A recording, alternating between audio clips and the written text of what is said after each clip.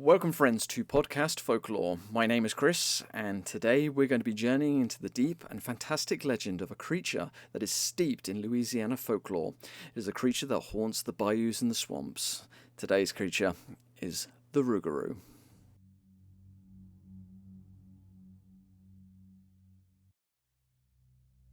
The Rougarou, like the infamous werewolf, is a fearsome creature of transformation. Both share the haunting curse of shapeshifting into a beastly form under the cover of night, driven by an insatiable hunger and primal instincts. Their bodies are twisted, of part human, part wolf, with a feral hunger burning in their glowing eyes. Its twisted, muscular frame is covered in coarse, matted fur, with its sharp claws and elongated fangs that gleam in the shadows.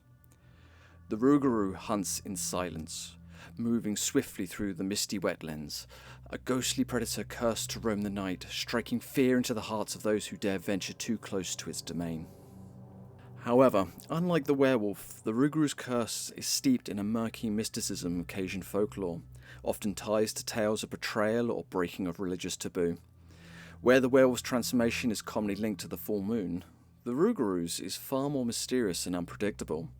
The creature can appear at any time, often taking the form of a man with a wolf's head, lurking in the shadows of the swamps. Most hauntingly, the Rougarou's curse can be passed not through a bite, but through the mere gaze or touch, doomed the afflicted to roam the bayous in accursed solitude until they too transfer the curse. This story doesn't begin in the murky waters of the Deep South. To truly understand the Rougarou, we need to go back, way back to the medieval France where the tales of the loup-garou first took root. Picture it, rural France in the Middle Ages. Dense forests that stretched for miles, where wolves roamed freely, they being a very real threat to everyday life. Back then, wolves were more than just animals. They were symbols of danger and death. They took livestock and sometimes even attacked people, and in the constant presence of fear, the legend of the loup-garou was born. Now, the loup-garou wasn't just a man transforming into a wolf under a full moon. No, it was far more sinister. It was believed that those who strayed from the church, who engaged in sinful behaviour, risked being cursed, doomed to become a monstrous wolf for 7 long years. A creature that stalked the night, tearing through livestock, prowling the villages, and sometimes attacking the unwary. In these deeply religious societies, the loup-garou represented not just the physical danger, but moral corruption. It was a reminder of what happens when you let the darkness take hold, when you turn your back on faith and fall into sin. Or when French settlers crossed the Atlantic to the New World, they didn't leave this fear behind. No, they brought the tale of the loup-garou with them. Only in the swamps and the foggy bayous of Louisiana, something changed.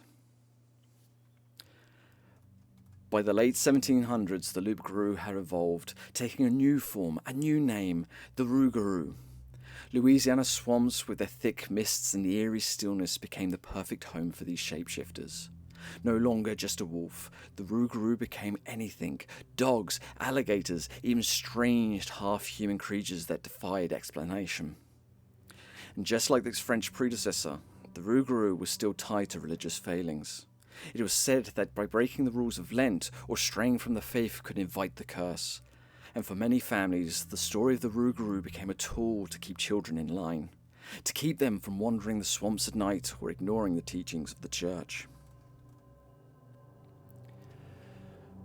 So what exactly is the Rougarou? Now imagine a towering figure, half man and half beast, sharp teeth, glowing red eyes, fur black as night. Some say it has the body of a man, but the head of a wolf, walking upright, is always watching and always waiting.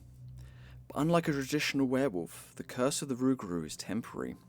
Some say it lasts for days, for months. In some accounts, it lasts for 101 days, and in others, it will be 7 long years. During this time, the cursed individual must keep their condition secret, or they risk passing it on to someone else. And in the swamps of Louisiana, stories of these cursed beings are more common than you might think. Let's step deeper into the swamps, and let's start exploring a few of these chilling tales passed down from generation to generation. Our first story takes us back to the year 1853, in the quiet town of Franklin, Louisiana. It is here that a deeply religious woman named Henrietta Broussard found herself at the centre of something dark. Henrietta had always been a devout follower of the church, but one year she failed to observe Lent. Soon after, strange things began to happen. It started small. Her neighbours would not hear odd noises at night, eerie howls echoing through the woods. At first, they thought it was just wild animals, but nothing to worry about. But then one morning, her neighbours found claw marks, deep and jagged, scraped into a wooden door. Henrietta herself had no memory of what happened, though she woke up covered in mud, her eyes wild and unfocused. As the nights went on, livestock started disappearing from the farms. The howls grew louder and more insistent, like a predator closing on its prey. Neighbours reported having seen Henrietta wandering the streets late at night, barefoot in a nightdress covered in dirt, her eyes shining with something inhuman. But her family always insists that she was at home, asleep. One night, a man named Jacques Fournier, a local farmer, decided to follow her.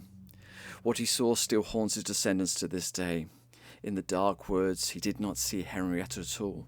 No, he saw the massive wolf-like creature with eyes that glowed like red embers staring back at him through the trees. Jacques ran for his life, but the next morning, fresh claw marks had appeared at his door. Let us move forward a few years to 1867 in Terrebonne Parish. Jean Leblanc, a sugarcane farmer, had heard the stories, like everyone had, but he had never actually believed them. That was until one foggy night when he spotted a strange figure lurking in his cane fields. Thinking it was just a stray animal, Jean grabbed his lantern and went to investigate. But as he approached, the figure stood upright, towering over the sugarcane, and let out a deep, bone-chilling snarl. Jean froze, his blood turning cold. In front of him was not a dog or a wolf, but something far worse. A creature standing on two legs, its eyes piercing through the mist. Without another thought, Jean turned and ran, his breath ragged as he bolted for the safety of his home. The following weeks were filled with strange happenings. Howling echoed through the night, louder and more terrifying than anything the locals had heard before. One night, a brave man, Antoine Dupuis, decided he had enough. He set out in the fog with his shotgun, determined to face whatever haunted the fields. Just before dawn, Antoine saw the creature. Its shadows moved through the canes, its eyes glowing like hot coals. He raised his gun and fired. The creature let out a horrific scream before disappearing into the darkness. The next day, Jean Leblanc was found, covered in mysterious scratches, unable to remember how he got there.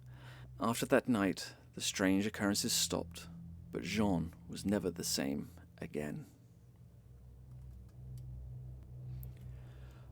Our next story takes us to the small town of Plaquemine, Louisiana, in the year 1890. Here, a reclusive woman named Madame Celestine Durand was rumoured to be a witch. She lived alone at the edge of the swamp, and people whispered about her powers. Crops failed, livestock died, and some townsfolk fell mysteriously ill. Of course, it was all to be blamed on Madame Durand. But in the summer of that year, something far more terrifying began to happen. Under the full moon, animals were found slaughtered, their bodies torn apart in ways no one had seen before. Chickens, pigs, and even cattle were left in pieces. Massive paw prints, far too large to be a normal wolf, were found near the body. People began to speak in hushed tones, convinced the Rougarou was at work, and somehow Madame Durand was behind it. One night the townspeople had enough. Led by a farmer named Henri Gatteau, they gathered torches and weapons and marched to her cabin. They were determined to confront the witch. But when they arrived, the cabin was empty. The only sign of life was a trail of massive paw prints leading deep into the swamps. The next morning, they found Madame Durand's body, mangled, torn apart as if by some great beast. The town believed the Rougarou had finally turned on its master, and from that day forward, Plaquemine was never troubled by the beast again. Forward we step still. The year was 1927, and the Great Mississippi Flood had devastated southern Louisiana. Thousands were displaced, their homes swallowed by the rising waters, and rumours of strange sightings began to swirl in the flood's aftermath. In the midst of this chaos, a woman named Teresa Dupay found herself stranded with her family on the roof of their home in St. Bernard Parish. The flood waters had risen so high that only the tops of the trees and the rooftops were visible. It was an eerie, watery well that Teresa and her family spotted something strange moving through the knee-high waters. At first they thought it was a large dog, but as it got closer they realised the creature was far too big, and its eyes glowed an unnatural red. Teresa's brother, thinking it was a threat, fired at it with his shotgun, but the creature did not flinch. Instead, it melted into the mist as if it was never there at all. Later, as the floodwaters began to recede, more reported strange howls in the distance, and massive wolf-like tracks were found in the muddy aftermath. Though no one ever confirmed what had stalked the flooded towns, the Rougarou became part of the flood's legend. We fast forward to World War II in 1943. Near the shores of Lake Pontchartrain, a group of soldiers were stationed on a temporary outpost. They were young, many of them far from home, and most have heard the old Louisiana legends, though few actually believed them. One foggy night, as the men stood watch, they heard it. A strange howling, low and mournful, unlike anything they had heard before. One of the soldiers, Private Lucien Arnauld, knew the tales of the Rougarou and immediately warned his comrades, but they simply laughed it off. In the dim light they saw it. A massive shadowy figure at the edge of the camp, its red eyes glowing in the darkness. It moved quickly, silently, until it was almost upon them. Lucien, heart racing, shouted for the others to run. The men scattered, ducking for cover as the creature let out a deep, guttural growl. The next morning, claw marks were found etched deep into the trees surrounding the camp. Though the soldiers never filed an official report, Lucien swore that they had encountered the Rougarou that night, and for the rest of the war, none of them ever felt truly safe in Louisiana's swamps. And so, from the swamps of Trébon Parish to the floodwaters of New Orleans, the legend of the Rougarou continues to haunt Louisiana. Whether you believe in the creature or not, its presence looms large in Cajun and Creole folklore. It is a reminder of the dangers that lurk in the darkness that is both physical and spiritual. So the next time you find yourself near the misty swamps of Louisiana, listen closely. You might just hear the distant howl of the Rougarou, though it may be waiting in the shadows.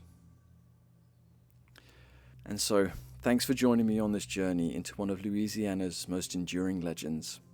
If you enjoyed this story, don't forget to like and subscribe and hit that notification bell so you never miss a tale from our darker side of folklore. And next time, remember, the Rougarou is always watching.